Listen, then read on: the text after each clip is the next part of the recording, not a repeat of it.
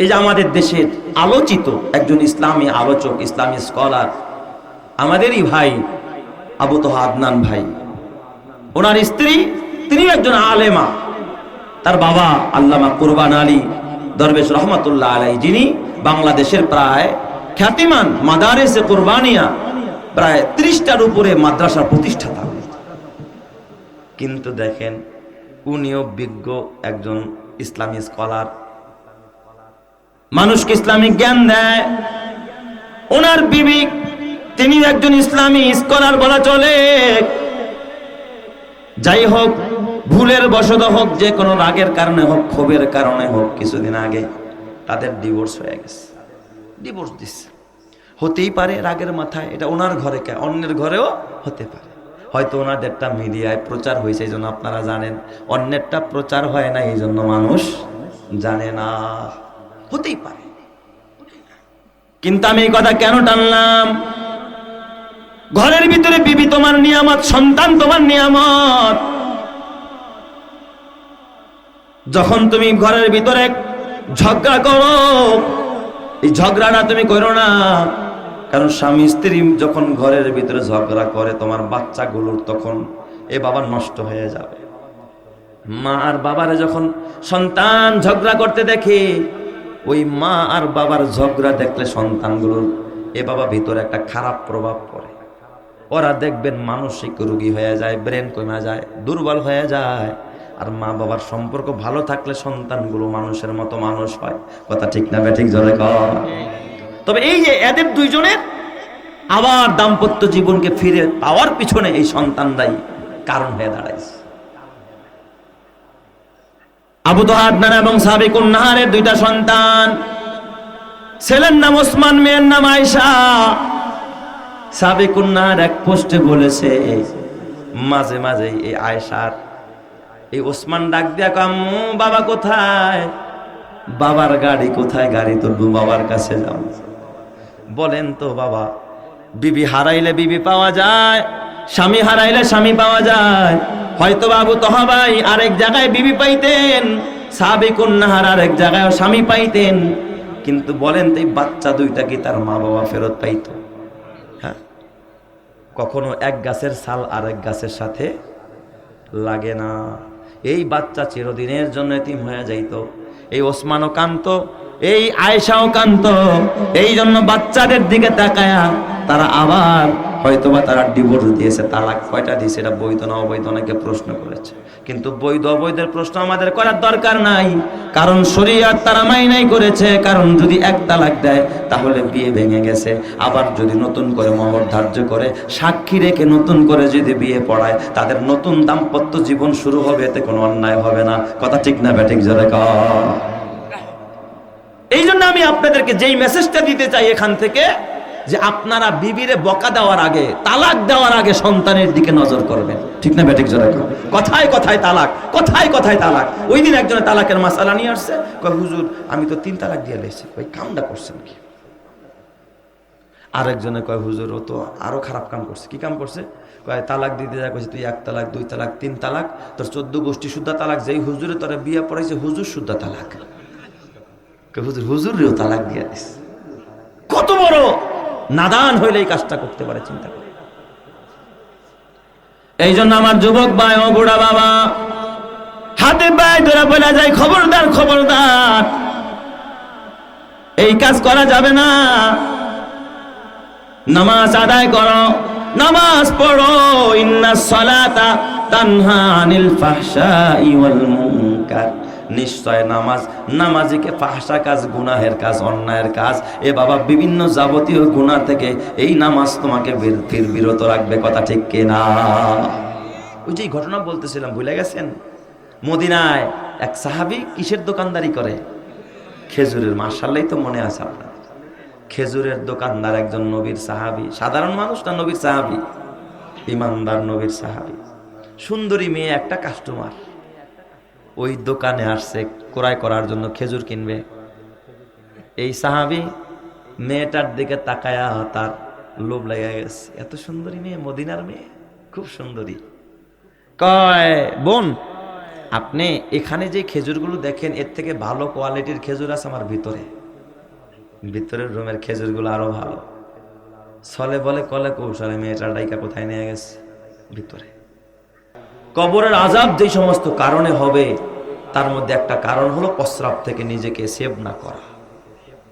নবীজি একদিন কবরস্থানের পাশ দিয়ে যাচ্ছিলেন, দেখে দুইটা কবর আযাব হচ্ছে। নবীজি ডাক দেয়া বলেন, সাহাবীরা তোমরা কি জানো এই কবরে কেন আযাব হয়?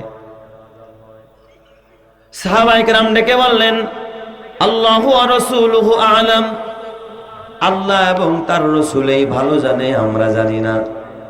নবীজি বলেন, ইম্মা আম্মা আহাদুহুমা ফাহুয়া লা ইয়াস্তানজিহু আনিল বাউল।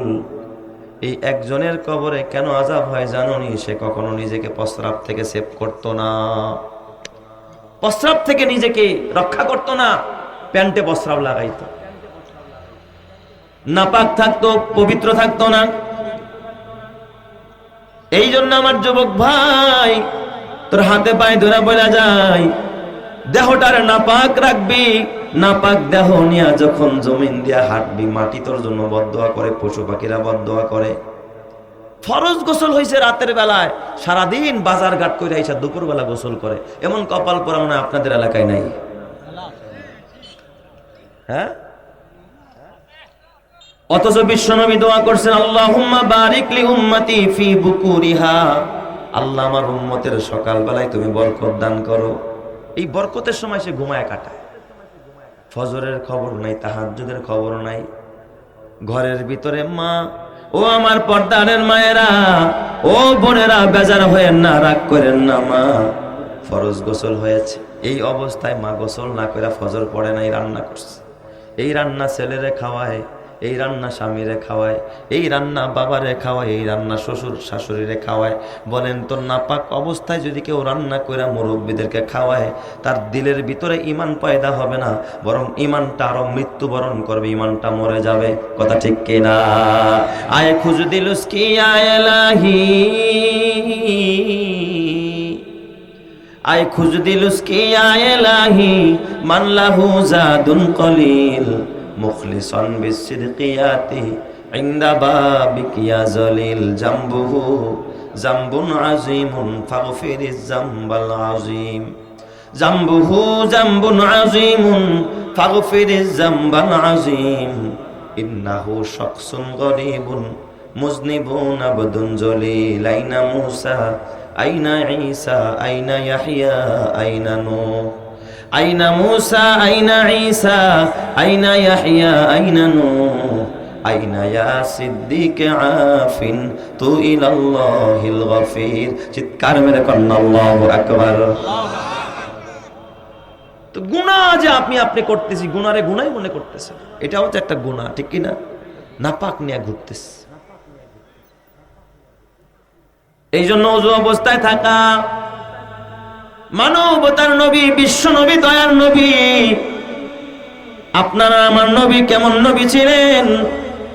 নবীজি একটা সেকেন্ডের জন্য কখন ওযু ছাড়া চলতেন না, একটা মুহূর্তের জন্য নবীজি পবিত্রতা ছাড়া রাস্তায় বের হতেন না।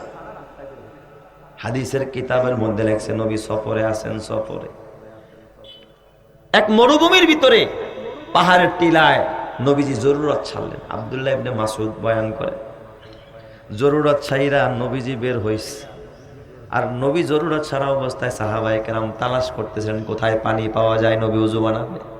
মরুভূমিতে যত্রতত্র পানি থাকে না, কুয়া বহু দূরে দূরে, মাইলকে মাইল দূরে কুয়া থাকে। তো এক সাহাবী বললেন, ইয়া রাসূলুল্লাহ, আমি সন্ধান পাইছি, এখান থেকে আধা মাইল হবে, ওই যে দেখা যায় ওই জায়গায় পানি আছে, ওখানে গিয়ে আপনি ওযু করেন, ওই জায়গায় গিয়ে আপনি ওযু করেন, আমরা তো ওদিকেই যাব। কিন্তু দয়ার নবী, মায়ার নবী, জরুরত সাইরা নবীজি ওই জায়গার মধ্যে বৈশা দুইটা হাত মাটির মধ্যে মাইরা দিয়া তারপরে তায়াম্মুম করা আরম্ভ করে দিছে। সাহাবায়ে কেরাম ডাক দিয়া বলে, ইয়া রাসূলুল্লাহ, ইয়া হাবিবাল্লাহ, পানি থাকলে তো তায়াম্মুম করা যায় না। কি বলেন, পানি থাকলে তায়াম্মুম করা যায়? ওই যে পানি দেখা যায়, আপনাকে তায়াম্মুম করলে তায়াম্মুম হবে নাকি? নবীজির সামনেই তো পানি আছে, আপনি এখানে তায়াম্মুম করেন কেন?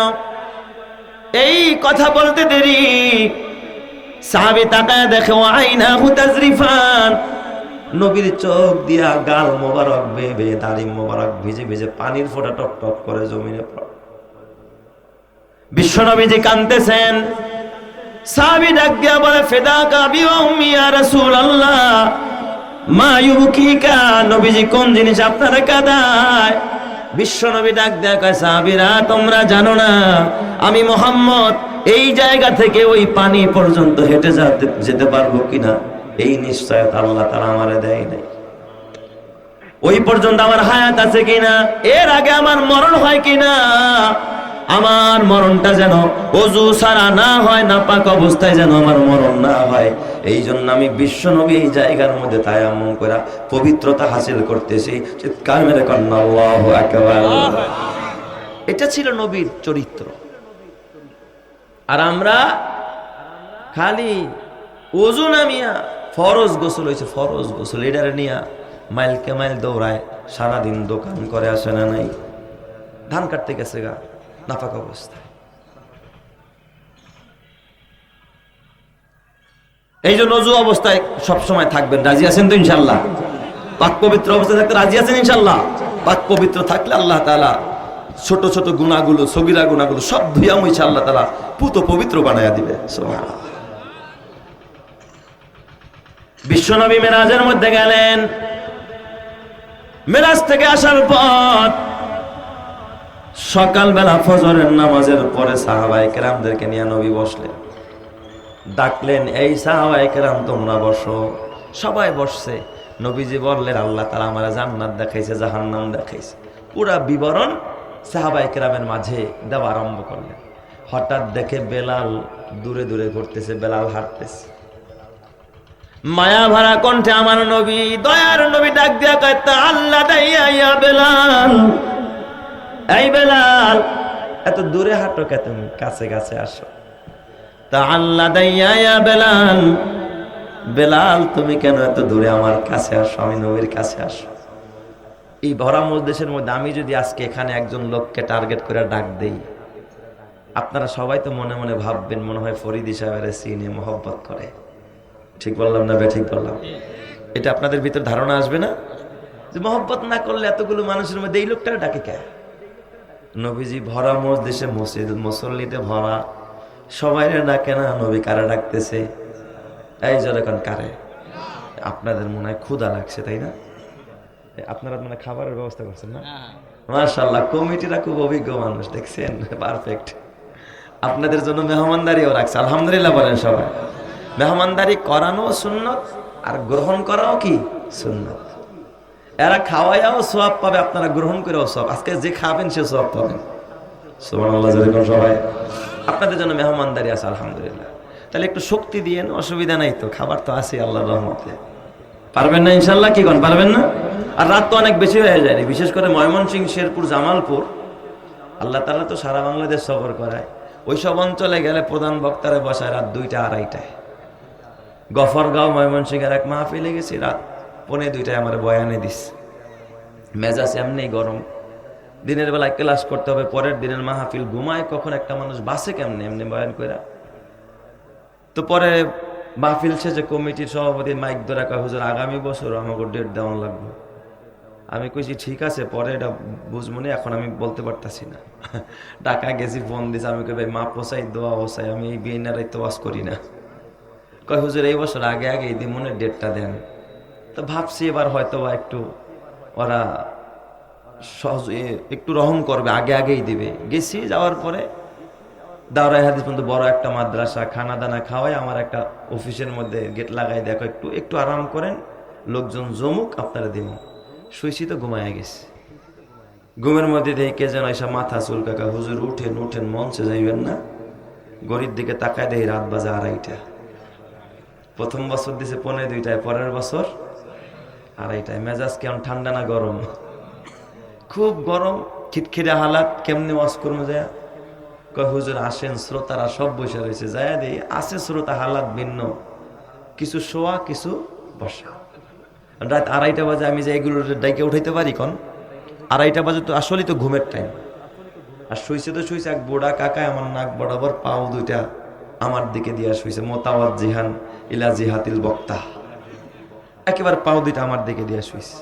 চুপচাপ শুয়ে থাকলো, আমার আপত্তি শুনে কাকাই করে কি কিছুক্ষণ পরে আমনে পাওনার আর পাও দিয়ে আমার টাটা দেয়, মনে হয় যেন আমার মাথার মধ্যে কেউ শুই দিয়া পারাইতেছে। ওয়াজ করবো না, চাচার ফাউন্ডেশনই দেখুন কি করা যায়, এটা তো বন্ধ করা দরকার। কেমনে বন্ধ করি? ধমক দিলে মানুষকে, বেটা বুড়া মানুষ, হুজুরের বাবার বয়স, সেই বেটারা ধমক দেয়। কিছুক্ষণ পর দেখি চাচার এক নাতি হবে, বাদাম খাইতে খাইতে ওই সাইড দিয়ে আইসা দাদার কাছে বইসা। আর বাচ্চাও একটা স্বভাব, বুড়ারা যা করে বাচ্চারাও তাই করে। ও দেহি পাও দুইটা টান করছে, আল্লাহুম্মা বিসমিকা, আমু তো খালি কইব আর কি ভাব, মানে শুইব পাও টান করছে। আমি চিন্তা করলাম বুড়ারা কইতে পারি নাই, এটা তো একটা বাচ্চা, এটারও তো কর সুযোগ আছে, বাচ্চা এটা কি শোয়ার জায়গা পাইছো? যখন এই কথা কইছি চাচা উঠে বসছে আর কি। আমি কি চাচারে কিছু কইছি? চাচা উঠে কি কয় জানেন? হুজুর কইন কইন কইতে তাউন, আর নাকি আর মিশা কথা কইবাইন। হুজুর ওয়াজ করতে আইছেন, আপনি ওয়াজ কইরা যান, আমরা হইতে থাকি না বইসা থাকি, এটা আন্নে দেওয়ার দরকার নাকি? আপনারা কি ওই রকমের শ্রোতা নাকি? আবার এই কথা বলেন, ওই রকমের শ্রোতা? তাহলে আমার সাথে শেষ পর্যন্ত থাকবেন সবাই ইনশাল্লাহ?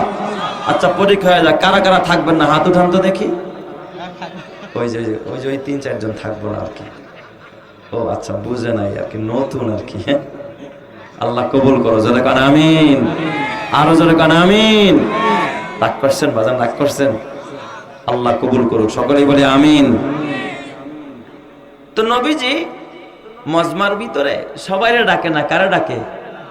হাদিস আসছে তাল বেলা তাল্লা দাইয়া ইয়া বেলাল, এই বেলাল অত দূরে দূরে থাকো, কাছে আসো। হযরতে বেলাল উমাইয়ার গোলাম, দেখতে ভালো দেখা যায় না, কালো, ঠোঁটগুলো মোটা মোটা, নবীর সামনে আসলো। নবীজি বেলালের চেহারার দিকে তাকায়, তাকাইতেছে, আর নবীজি বলতে সাবিকুন সাবিকুন উলাইকাল মুকাররাবুন। নবীজি বুঝাইতে চায় অগ্রগামীরা অগ্রগামী হয়, অগ্রগামীরা অগ্রগামী হয়। নবীজি বলতেছে, ডাক দেয়া বলে, বেলাল ও বেলাল, এমন কি আমল করো বেলাল, কেন তোমার এত সম্মান? বেলাল বলো, তুমি এমন জীবনে কি আমল করো? বেলাল কাঁদতেছে হাউমাউ করে, কেন ইয়া রাসূলুল্লাহ, অন্যরাও যেমন আমল করে আমি বেলালও তো তেমন আমল করি, পার্সোনাল বলতে তো তেমন কিছু আমার জীবনে নাই। নবীজি ডাক দেয়া বললেন, ও বেলাল, আমি যখন জান্নাতে ঢুকলাম, জিবরাইল আমিন আমার হাত ধরে ধরে যখন জান্নাতুল ফেরদাউসটা আমি মুহাম্মদরে ঘুরে ঘুরে দেখায়, আমি জান্নাতে ঢুকছি, কিন্তু আমি আওয়াজ পাইতেছি আমার সামনে তুমি বেলালের পায়ের খরমের আওয়াজ। জোরে কান্না আল্লাহু আকবার। আমি দেখি আমার আগে আগে বেলাল হাঁটতেছে, বেলাল হাঁটলে যেমন খরমের একটা আওয়াজ হয়, ওই আওয়াজটা জান্নাতের ভিতরে। আমি তখন জিবরাইলে জিজ্ঞাসা করলাম, আইয়ু সাউতিন হাজিহি ইয়া জিবরাইল, ও ভাই জিবরাইল, এই আওয়াজটা কিসের আওয়াজ? হযরতে জিবরাইল আমার ডাক দেয়া কয়, হাজা সাউতু খুফুকুন আলাই বেলাল, ইয়া রাসূলুল্লাহ, এটা আপনার সাহাবী হযরতে বেলালের খরমের আওয়াজ। আমি জিজ্ঞাসা করলাম, ভাই জিবরাইল, বেলাল তো এখনো মরে নাই, বেলালের আওয়াজ কেন জান্নাতে বাজে? আপনার বেলাল যখন জমিন দিয়া হাঁটে, আপনার বেলাল হাঁটে জমিন দিয়া, কিন্তু বেলালের খরমের আওয়াজ বাজে খোদার জান্নাতে। চিৎকার মেরে করেন আল্লাহু আকবার। হাঁটে জমিনে, কিন্তু পায়ের আওয়াজ হয় কোথায়? জান্নাতে। লিমা ইয়া জিবরাইল, ও ভাই জিবরাইল কেন? জিবরাইল ডাক দেয়া কয়, সাতাসমাউ বাদি ইয়া রাসূলুল্লাহ, এটা আপনি পড়ে আপনার বেলাল এই জিগায়, আমাকে আর জিজ্ঞাসা করেন না। নবীজি এই ঘটনা বইলা, বেলাল কাঁদতেছে, বেলালের চোখে পানি। নবী জিজ্ঞাসা করলেন, বেলাল জীবনে এমন কি আমল করো রে বেলাল, যেই আমলের কারণে তোমার পায়ের খরমের আওয়াজ খোদার জান্নাতে বাজে। বেলাল ডাক দেয়া কয় নবীজি জীবনে তেমন কোন আমল নাই, তবে আমি বেলাল জীবনে ওযু ছাড়া থাকি না। তবে আমার একটা স্বভাব হলো যখন আমি ওযু বানাই আমি আল্লাহর ঘরে ঢুইকা 2 রাকাত তাহিয়াতুল ওযুর নামাজ পড়ি। শুধু ওযু বানাই তা না, ওযুর 2 রাকাত নামাজ পড়ি, তাহিয়াতুল ওযুর 2 রাকাত নামাজ পড়ি। হযরত জিবরাইল আমিন পাশে বসা, জিবরাইল কয় ইয়া রাসূলুল্লাহ বেলাল ঠিক বলেছে। এই যে বেলাল ওযু বানায়া মসজিদের দিকে যখন হাইটা যায়, এই মাঝখানে যে বেলালের খরমের পায়ের যে আওয়াজ হয়, এই আওয়াজটা খোদার জান্নাতের মধ্যে বাজতে থাকে। কারণ বেলাল তো ওযু অবস্থায় হাঁটতেছে। চিৎকার মেরে কন্না আল্লাহু আকবার, আরো জোরে বলেন আল্লাহু আকবার। তাহলে ওযু অবস্থায় হাঁটার কারণে যদি বেলালের এত দাম হয়, তুমি আমি যদি ওযু অবস্থায় থাকি তোমার আমার দাম বাড়ায়া দিবেন কে? তো গুনাহ থেকে পবিত্র হওয়ার জন্য এই জন্য তো হাদিস আসছে কেউ যদি ওযু বানায়া কালিমায়ে শাহাদাত পড়ে আকাশের দিকে তাকায়া আল্লাহ তাআলা তার বাহ্যিক ওযুর দ্বারা তো বাহ্যিক গুনাহ মাফ হয়ে যায়, অভ্যন্তরীণ যত গুনাহ খাতা আছে আল্লাহ ধুইয়া মুইসা অন্তরটাকে পুত পবিত্র বানায়া দেয়। সুবহানাল্লাহ। কারণ ওযু করলেই তো এই দোয়া আপনারা পড়েন আশহাদু আল্লা ইলাহা ইল্লাল্লাহু ওয়া আশহাদু আন্না মুহাম্মাদান আবদুহু ওয়া রাসূলুহু আল্লাহুম্মা জাআলনি মিনাত তাওয়াবিন ওয়া জাআলনি মিনাল মুতাতাহহিরিন। আল্লাহ তুমি আমাদেরকে কবুল করো, জোরে কান আমিন।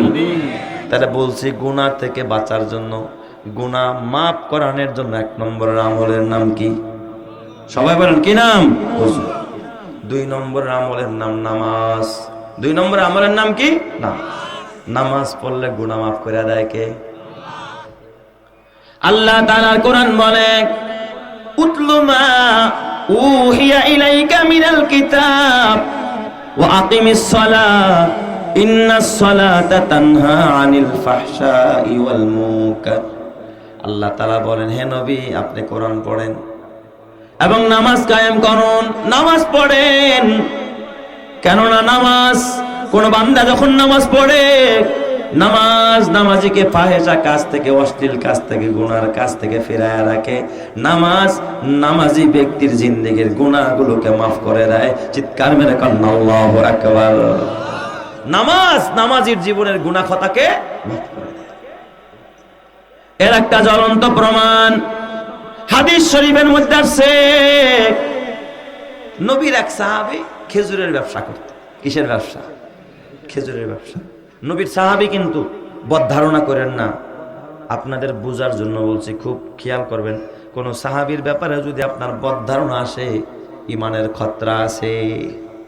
নবীর সাহাবী খেজুরের ব্যবসা করে। তো ওই খেজুরের দোকানে এক সুন্দরী রমণী আসছে খেজুর কিনতে। কাস্টমার আসে না? বিশেষ করে আমাদের মার্কেটগুলো, শপিং মলগুলোতে যখন কসমেটিক্সের দোকানে মেয়েরা আসে, ওই সব দোকানের দেখবেন দোকানদারেরা এই সব মেয়েদের প্রতি লোলুপ দৃষ্টি দেয় কি দেয় না? কথা বলে না কেন? সুনজর দেয় না বদনজর? কথা বলে না কেন? বদনজর। এর একটা প্রভাব আছে, নজরের একটা কি আছে? প্রভাব আছে। আমার এই মা, আমার এই বোনটা যদি পর্দা করে, হিজাব পরে, নিকাব পরে যদি তিনি মার্কেটে যেতেন, কোন বখাটে ছেলে তার দিকে বদনজর দিতে পারে না। ঠিক কিনা বলে? এই জন্য আমার মাকে ডাক দিয়া বলবো, মা গো, এই রূপধারা যৌবন এক সময় জং ধরে যাবে গো মা। ও আমার পর্দানের মা গো, কালকে যদি মরে যাও নাকের ফুলটা সাথে যাবে না, কানের দুল যাবে না। নাকের ফুলটা যাবে না, কানের দুল যাবে না। ও মা, গলার মালাটা কবরে নিতে পারবে না, হাতের বালাটাও তোমার কবরে যাবে না রে মা। ইন্ডিয়ান দামি 3 পিসটাও কবরে নিতে পারবা না। ঘরের দামি বিছানাটাও কবরে বিছায়া দেওয়া হবে না। ও মা, সাদা 2 গজের কাফনের কাপড়েই তোমাকে ওই কবর ঘরে শুইতে হবে। তাহলে কেন এত রূপের বড়াই, কেন এত সাজসজ্জার বড়াই? এখনো সময় আছে, 5 ওয়াক্ত নামাজ পড়ো, পর্দা করে চলো, স্বামীর খেদমত করো, রমজান মাসের রোজা রাখো, লজ্জাস্থান হেফাজত করো। মরতে দেরি হবে, খোদার জান্নাতের দুয়ার খেলতে একটা দেরি হবে না। কথা ঠিক না ঠিক জোরে কর। আমার সোনার মা বোনেরা শোনো দিয়া মন, নারী হয়ে জন্ম তোমার পর্দা প্রয়োজন। পর্দা হলো দিনের বিধান, মেনে চলো তাই। নারী এরা পুরুষের জন্য একটা অন্যতম নিয়ামত। নারীকে আল্লাহ তাআলা একটা সম্পদ বানাইছেন পুরুষের জন্য। আল্লাহ তাআলার কুদরতের নিদর্শন। আসমান যেমন আল্লাহর কুদরতের নিদর্শন, বাইতুল্লাহ আল্লাহ তাআলার শেয়ার কুদরতের নিদর্শন। মাকামে ইব্রাহিম যেমন আল্লাহ তাআলার কুদরতের নিদর্শন, ঠিক তেমন আমার মায়ের জাতি, মা জাতি, নারী জাতি আল্লাহর কুদরতের নিদর্শন। কয় হুজুর এই কথার দলিল কি? আল্লাহর কোরআন বলে ওয়ামিন আয়াতিহি আন খালাকালাকুম মিন আনফুসিকুম আজওয়াজা। আল্লাহর নিদর্শনের মধ্যে একটা নিদর্শন হলো আল্লাহ তোমাদের থেকেই তোমাদের স্ত্রীদেরকে সৃষ্টি করেছেন। সুবহানাল্লাহ। বাবা আদমের হাত থেকেই তো আল্লাহ তাআলা মা হাওয়ারে বানাইছে। তার মানে আদমের দেহ আর মা হাওয়ার দেহ একই দেহ না ভিন্ন দেহ? এক দেহ। আদমের দেহর একটা অংশ দিয়েই তো মা হাওয়ারে আল্লাহ বানায়। আল্লাহ তাআলা বানানোর কারণ বলতেছ, কেন বানাইলাম ও দুনিয়ার মায়েরা? রূপ দেখানোর জন্য বানাই নাই, মার্কেটে মার্কেটে ঘোরার জন্য বানাই নাই, পাড়ার মহল্লার মার্কেটের দোকানদারের এ বাবা চোখের তৃপ্তি দেওয়ার জন্য বানাই না। আল্লাহর কোরআন বলে লিতাসকুনু ইলাইহা, তোর স্বামীরা যেন তোর কাছে গিয়া শান্তি পায়, একটু প্রশান্তি পায়, একটু শান্তি পায়। এই জন্যই আল্লাহ তাআলা আমার মা বোনদেরকে বানাইছে। জোরে কোন সুবহানাল্লাহ। সারাদিন মেহনত করে আসছে স্বামী, কষ্ট ক্লেশ বোঝা মাথায় করেছে, ঘরে ঢোকার পরে বিবির একটা ভালো কথা শুনলে স্বামীর কলিজা ঠান্ডা হয়ে যায়। ঠিক বললাম না বেঠিক বললাম? আর যদি এই ক্ষেত্রে স্বামী আর স্ত্রীর মধ্যে সাপ বেজির সম্পর্ক হয়, তাহলে ওই ঘরটা জান্নাতের ঘর থাকে না, জাহান্নামের টুকরায় পরিণত হয়। ঠিক না বেঠিক জোরে কর। আমার মায়ের জাতি, নারী জাতি বড় ইজ্জতের জাতি, এদের পায়ের নিচে আমাদের জান্নাত। কিন্তু আমার মা, আল্লাহ তাআলা বলেন লিতাসকুনু ইলাইহা, যাতে করে দুনিয়ার স্বামীরা তোর কাছে গিয়া প্রশান্তি পায়। আরো কারণ আল্লাহ বললেন ওয়াজআলা বাইনাকুম মাওয়াদ্দাতাও ওয়া রাহমা, আল্লাহ তাআলা উভয়ের মাঝে আল্লাহ তাআলা মাওয়াদ্দা মানে ভালোবাসা পয়দা করে দিয়েছে। কি ভালোবাসা? এই ভালোবাসা আবার দুই প্রকার, একটা হলো যৌবনের তাড়নায় ভালোবাসা, আরেকটা হলো দয়া, আরেকটা হলো রহমতের ভালোবাসা। যৌবনকালে একজন আরেকজনকে মহব্বত করে যৌবনের তাড়নায়। বুড়া হয়ে গেছে বুড়া আর বুড়ি, দাদা আর দাদি, দেখবেন দাদা দাদিরে ছাড়া চলতে পারে না, বুড়া বুড়িরে ছাড়া চলতে, বুড়ার লাঠিটা ধরে ধরে বুড়ি হাঁটতেছে। কি ভালোবাসা বলেন! এখন কি আর তাদের যৌবনের ক্ষুধা আসেনি? এখন আল্লাহ তাআলা রহমত বানায় দিস। আমার এলাকার এক অন্ধ, আমার গ্রাম্য দাদা হয়, দুইটা চোখ নাই, চোখে দেখে না। আমার এই দাদা যান ছোটবেলায় সাবাহি মাকতুব পড়াতেন, আমিও ওনার দর্শে বসেছি। উনি যদিও কোনো হাফেজ আলেম না, কিন্তু কোরআন সহি পড়তে পারে। ওনার কাছে আমি সূরা ফাতিহা শিখছি। তো উনি খুব ভালো মানুষ, আমলি মানুষ ছিলেন, অন্ধ মানুষ কিন্তু বড় আমলি মানুষ।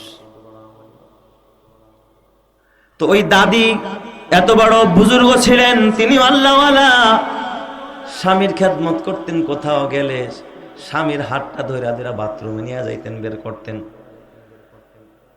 ওই দাদা মারা যাওয়ার আগে 2-3 বছর আগে দাদি যখন মারা যায়, আমি জীবনে দেখছি সন্তান মায়ের জন্য কান্দে, মা সন্তানের জন্য কান্দে, কিন্তু স্বামী যে কখনো স্ত্রীর জন্য এমন কান্দে আমি জীবনে তখনও দেখি না। ওই দাদারে না দেখলে আমি জীবনে বুঝতাম। দেখলে আমার ধৈরা কান্দে, ও দাদা কাঁদেন কে? কয় দুনিয়ার সব ভুলতে পারি কিন্তু তোর দাদিরে ভুলতে পারি না। আমি বললাম দাদা বুড়া মানুষ, এই বুড়া বয়সে ওই বুড়ি দাদি মানুষ মরে গেছে, সমস্যা কোথায়, কেন এত মায়া লাগে? কয় দাদা এটা যৌবনের ক্ষুধার ভালোবাসা না, আমার বিপদে রাত্র ৩টা ৪টা না দাদা, আমি চোখে দেখি না, পানির লোটাটাও দেখি না, ভাতের প্লেটটাও চোখে দেখি না, আমি একটা টিস্যু পেপারও দেখি না। পান খাইতেন, পানের বাটাটাও কোথায় আছে, কতটুকু চুন আছে, কি আছে, কাছের পাতা না পান, আমি এটাও বুঝতাম না। তোর দাদি আমারে একেবারে জটের আঠার মতো আমার কাছে থাইকা থাইকা আমার সব জরুরত গুলো পুরা করে দিছে। তোর দাদি কবরে যাওয়ার পর এখন আমি একা হয়ে গেছি। আল্লাহর নবী বলে আইয়ুমা ইমরাতিন মাতাত ওয়া দাউদুহা রাজিন ওয়াজাবাত লাহাল জান্নাহ, কই যেই মহিলা মারা যায় আর ওর স্বামী যদি ওর প্রতি রাজি হয়ে যায়, কোন স্বামী যদি রাজি থাকে আর বিবি যদি মারা যায়, আল্লাহর নবী বলে কবরে যাইতে দেরি হবে, ওই মহিলাকে আল্লাহ জান্নাত দিতে একটা সেকেন্ডও দেরি করবে না। চিৎকার মেরে কন্না আল্লাহু আকবার।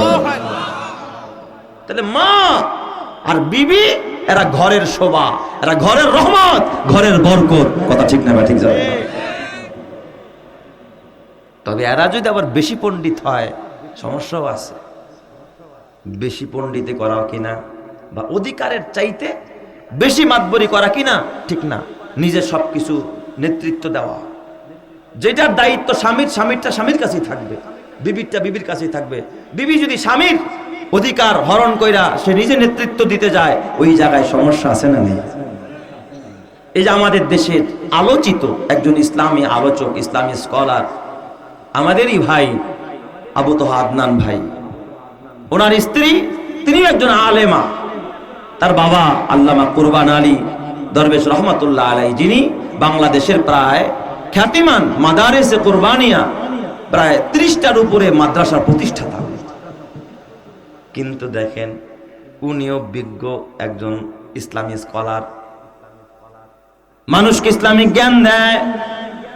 ওনার বিবি তিনি একজন ইসলামী স্কলার বলা চলে। যাই হোক, ভুলের বশত হোক, যে কোনো রাগের কারণে হোক, ক্ষোভের কারণে হোক, কিছুদিন আগে তাদের ডিভোর্স হয়ে গেছে, ডিভোর্স দিচ্ছে।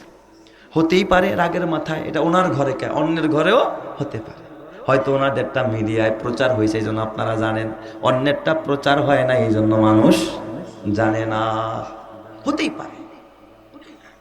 কিন্তু আমি এই কথা কেন টানলাম? ঘরের ভিতরে বিবি তোমার নিয়ামত, সন্তান তোমার নিয়ামত। যখন তুমি ঘরের ভিতরে ঝগড়া করো, এই ঝগড়াটা তুমি করো না, কারণ স্বামী স্ত্রী যখন ঘরের ভিতরে ঝগড়া করে, তোমার বাচ্চাগুলোর তখন এ বাবা নষ্ট হয়ে যাবে। মা আর বাবারে যখন সন্তান ঝগড়া করতে দেখে, ওই মা আর বাবার ঝগড়া দেখলে সন্তানগুলোর এ বাবা ভিতরে একটা খারাপ প্রভাব পড়ে। ওরা দেখবেন মানসিক রোগী হয়ে যায়, ব্রেন কমে যায়, দুর্বল হয়ে যায়। আর মা বাবার সম্পর্ক ভালো থাকলে সন্তানগুলো মানুষের মতো মানুষ হয়। কথা ঠিক না ঠিক জোরে কর। তবে এই যে এদের দুইজনের আবার দাম্পত্য জীবনকে ফিরে পাওয়ার পিছনে এই সন্তানরাই কারণ হয়ে দাঁড়াইছে। আবু তোহা আদনান এবং সাবিকুন নাহারের 2টা সন্তান, ছেলের নাম ওসমান, মেয়ের নাম আয়েশা। সাবিকুন নাহার এক পোস্টে বলেছে, মাঝে মাঝে এই আয়েশার এই ওসমান ডাক দিয়া আম্মু বাবা কোথায়, বাবার গাড়ি কোথায়, গাড়ি তুলবো, বাবার কাছে যাও। বলেন তো বাবা, বিবি হারাইলে বিবি পাওয়া যায়, স্বামী হারাইলে স্বামী পাওয়া যায়। হয়তো আবু তোহা ভাই আরেক জায়গায় বিবি পাইতেন, সাবিকুন নাহার আরেক জায়গায় স্বামী পাইতেন, কিন্তু বলেন তো এই বাচ্চা 2টা কি তার মা বাবা ফেরত পাইতো? হ্যাঁ, কখনো এক গাছের ছাল আরেক গাছের সাথে লাগে না। এই বাচ্চা চিরদিনের জন্য এতিম হয়ে যাইতো। এই ওসমানও কান্ত, এই আয়েশাও কান্ত। এই জন্য বাচ্চাদের দিকে তাকায়া তারা আবার হয়তোবা তারা ডিভোর্স দিয়েছে, তালাক কয়টা দিয়েছে, এটা বৈধ না অবৈধ অনেকে প্রশ্ন করেছে। কিন্তু বৈধ অবৈধের প্রশ্ন আমাদের করার দরকার নাই, কারণ শরীয়ত তারা মাইনাই করেছে। কারণ যদি এক তালাক দেয় তাহলে বিয়ে ভেঙে গেছে, আবার যদি নতুন করে মোহর ধার্য করে সাক্ষী রেখে নতুন করে যদি বিয়ে পড়ায়, তাদের নতুন দাম্পত্য জীবন শুরু হবে, এতে কোনো অন্যায় হবে না। কথা ঠিক না ব্যাঠিক জোরে কর।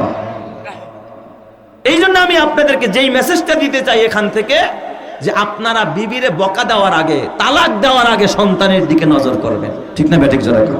কথায় কথায় তালাক, কথায় কথায় তালাক। ওই দিন একজনে তালাকের মাসালা নিয়ে আসছে, কয় হুজুর আমি তো 3 তালাক দিয়ে লেছি, ওই কামটা করছেন কি? আরেকজনে কয় হুজুর ও তো আরো খারাপ কাম করছে। কি কাম করছে? কয় তালাক দিতে যা কইছে তুই 1 তালাক 2 তালাক 3 তালাক, তোর 14 গোষ্ঠী শুদ্ধা তালাক, যেই হুজুরে তোরা বিয়ে পড়াইছে হুজুর শুদ্ধা তালাক। হুজুর হুজুরেও তালাক দিয়ে দিস। কত বড় নাদান হইলে এই কাজটা করতে পারে, চিন্তা করে। এই জন্য আমার যুবক ভাই ও বুড়া বাবা, হাতে পায়ে ধরে বলা যায় খবরদার খবরদার, এই কাজ করা যাবে না। নামাজ আদায় করো, নামাজ পড়ো। ইন্নাস সালাতা তানহা আনিল ফাহশাই ওয়াল মুনকার। নিশ্চয় নামাজ, নামাজিকে ফাহশা কাজ, গুনাহের কাজ, অন্যায়ের কাজ, এ বাবা বিভিন্ন যাবতীয় গুনাহ থেকে এই নামাজ তোমাকে বিরত রাখবে। কথা ঠিক কিনা? ওই যে ঘটনা বলতেছিলাম, ভুলে গেছেন? মদিনায় এক সাহাবী কিসের দোকানদারি করে? খেজুরের। মাশাআল্লাহ, তো মনে আছে আপনার। খেজুরের দোকানদার একজন নবীর সাহাবী, সাধারণ মানুষ না, নবীর সাহাবী, ইমানদার নবীর সাহাবী।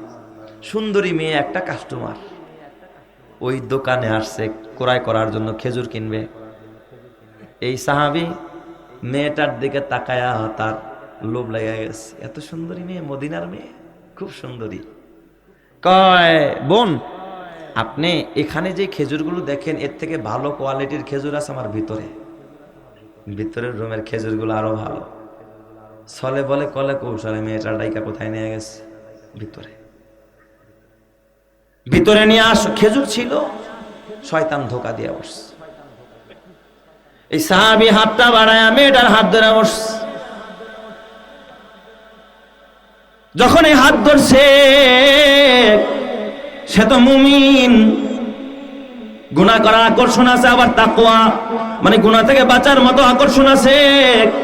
শুরুতে আমি বলেছিলাম আল্লাহ বলে ফাআলহামাহা ফুজুরাহা ওয়া তাকওয়াহা। যখন এই হাতটা ধরে বসছে তখনই তার আল্লাহর ভয় ঢুকে গেছে, সাথে সাথে হাতটা ছাইড়া দিস। হাতটা ছাইড়া দিয়া মেয়েটার কাছে ক্ষমা চায়া বের হয়ে একটা দৌড় মারছে বিশ্ব নবীর কাছে। নবীজির কাছে গিয়া ডাক দিয়া বলে, ইয়া রাসূলুল্লাহ, ইয়া হাবিবাল্লাহ, আমি সাহাবী। নবী গো, শয়তানের ধোকায় সুন্দরী রমণীর চেহারা দেখে আমি আর নিজেরে কন্ট্রোল করতে পারি না, হাতটা ধরে ফেলাইছি। নবীজি, আমি তো অন্যায় করে ফেলেছি, আমারে কেমনে তওবা করাবেন, আমার গুনাহ মাফ করায় দেন, আমি গুনাহ নিয়ে কবরে যাইতে চাই না। ইয়া রাসূলুল্লাহ, আমি জাহান্নামী হয়ে কবরে যাইতে চাই না। নবীজি, এখন আমার জন্য করণীয় কি? এই কথা যখন বলতেছিল তখন যোহরের নামাজের টাইম, সূর্যটা হেলে গেছে। নবীজি ডাক দেয়া কয়, সাহাবী, আগে তুমি নামাজ পড়ো, নামাজটা পড়া তারপরে আমার কাছে আসো, আমি এটা ফায়সালা করে দিব। সুবহানাল্লাহ, যখন সবাই পরে কোথায় পাঠাই দিছে? নামাজে পাঠাই দিছে। সাহাবী নামাজ পড়তেছিলেন, বিশ্ব নবী, দু জাহানের নবী, নামাজ শেষ কইরা সালাম ফিরাইতে দেরি, আসসালামু আলাইকুম ওয়া রাহমাতুল্লাহ, আসসালামু আলাইকুম ওয়া রাহমাতুল্লাহ। সাথে সাথে দেখে জিবরাইলের ঘন্টির আওয়াজ পাওয়া যায়। জিবরাইল আইতেছে আর কি। জিবরাইল আইলে একটা ঝুন ঝুন ঝুনের একটা আওয়াজ হইতেছে। ট্রেন গেলে দেখেন না, বোঝা যায় কি যায়, ট্রেন যায়, জগ জগ জগ ট্রেন চলে। জিবরাইল আসতে এরকম একটা আওয়াজ হইতো, এটা অন্য কেউ আওয়াজটা পাইতো না। কে পাইতো? নবীজি আওয়াজ পাইতো। নবীজি বুঝা ফেলাইছে জিবরাইল আসতেছে। জিবরাইল আমিন আইসা আমার নবীর কানের গোড়ায় মুখ লাগায় ডাক দিয়া বলে, ওয়া আকিমিস সালাতা তরাফাইন নাহারি ওয়া যুলাফাম মিনাল লাইল ইন্নাল হাসানাত ইউযহিবুনাস সাইয়্যাত যালিকা যিকরুল লিযাকিরিন। এই আয়াতটা আমার বিশ্ব নবীরে যখন শোনায় দিছে, নবীজি চেহারাটা উজ্জ্বল হয়ে গেছে। নবী বুঝা ফেলাইছে এটা তো ওই সাহাবীর ব্যাপারে নাজিল হয়ে গেছে। ইন্নাল হাসানাত ইউযহিবনাস সাইয়্যাত। ও নবী, ওই সাহাবী ভুল করছে, অনুসূচিত হয়েছে, মাত্র হাতটা ধরেছে, সে তার ভুল ধরা পড়ে গেছে। নামাজে যখন দাঁড়ায় গেছে, নামাজ পড়ে ফেলেছে। এই নামাজের বদলতে, হাসানাতের বদলতে, এই যে হাত ধরার যে একটা গুনাহ ছিল, আমি আল্লাহ তাআলা তার গুনাহ মাফ করে দিছি। চিৎকার মেরে কন আল্লাহু আকবার। আরো জোরে বলেন আল্লাহু আকবার। তাহলে আল্লাহর হুকুম মানলে, নেক কাজ করলে গুনাহ মাফ করে দেয় কি? তাহলে নামাজ দ্বারা যে গুনাহ মাফ হয়, এই ঘটনা দ্বারা প্রমাণ হলো কি হলো না? ইন্নাল হাসানাত ইউযহিবনাস সাইয়্যাত। এই জন্য আমার বাবা জীবনে নামাজ পড়ার দরকার আছে না নাই? এই জোরে কর, নামাজ পড়ার দরকার আছে না নাই? নামাজ পড়ে না, খালি তওবা করে লাভ হবে কি? 5 ওয়াক্ত নামাজ পড়তে হবে, নামাজ ছাড়া যাবে না। এটা হলো 2 নম্বর। আমার 1 নম্বরে বলছি ওযু, 2 নম্বরে কি? নামাজ। 3 নম্বর আমল হলো জীবনটাকে নবীর সুন্নতের উপরে পরিচালিত করা। কেউ যদি সুন্নত তরিকায় জীবন পরিচালিত করে, যাবতীয় গুনাহ থেকে আল্লাহ তাআলা তাকে মাফ করে দিবে। সুবহানাল্লাহ। কও হুজুর, এই ওয়াজ আপনি কই পাইছেন? দলিল কি? আল্লাহ তাআলার কোরআন সাক্ষী দেয়, কুল ইন কুনতুম তুহিব্বুনাল্লাহ ফাত্তাবিউনি ইউহিব্বুকুমুল্লাহ ওয়া ইয়াগফির লাকুম যুনুবাকুম ওয়া ইয়াগফির লাকুম যুনুবাকুম ওয়া ইয়াগফির লাকুম যুনুবাকুম ওয়াল্লাহু গফুরুর রহিম। তোমরা যদি আল্লাহরে ভালোবাসতে চাও, নবীর অনুসরণ করো। নবীর অনুসরণ করলে লাভ কি? আল্লাহ তাআলা বলেন, ইয়াগফির লাকুম যুনুবাকুম। আল্লাহ তাআলা তোমাদের জিন্দেগীর গুনাহগুলো মাফ করায়া দেবে।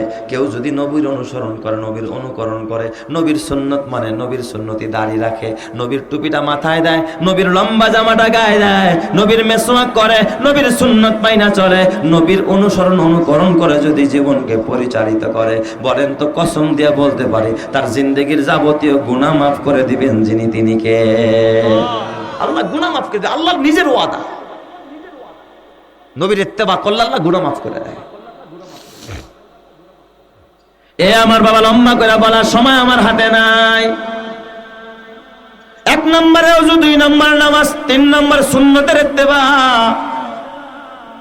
4 নম্বর যে আমল করলে আপনি বাবা গুনাহ মাফ করাইতে পারবেন, যেই আমল দ্বারা জীবনের গুনাহ মাফ হবে, ওটা হলো খাঁটি দিলে তওবা। কেউ যদি খাঁটি দিলে তওবা করতে পারে, তার জিন্দেগীর গুনাহ মাফ করে দিবে কে? এই জন্য আমার আল্লাহ তাআলা ডাক দিয়া বলে, ইয়া আইয়ুহাল্লাযীনা আমানু তুবু ইলাল্লাহি তাওবাতান নাসুহা আসা রাব্বুকুম আইয়ুকাফিরা আনকুম সাইয়্যাতিকুম। কয় যদি তোমরা তওবা করো খাঁটি দিলে, 1 নম্বরের ফায়দা হলো আসা রাব্বুকুম আইয়ুকাফিরা আনকুম সাইয়্যাতিকুম। আল্লাহ তাআলা তোমাদের অতীত জিন্দেগীর সমস্ত গুনাহগুলোকে মাফ করে দিবে। চিৎকার মেরে কন্না আল্লাহু আকবার। তাহলে তওবা করলে গুনাহ মাফ করে দেয় কে? তওবা করতে হবে, খাঁটি দিলে তওবা করতে হবে। তাওবায়ে নাসুহা, একনিষ্ঠভাবে, একগ্র চিত্তে আল্লাহর কাছে তওবা করতে হবে, কায় মনোবাক্যে।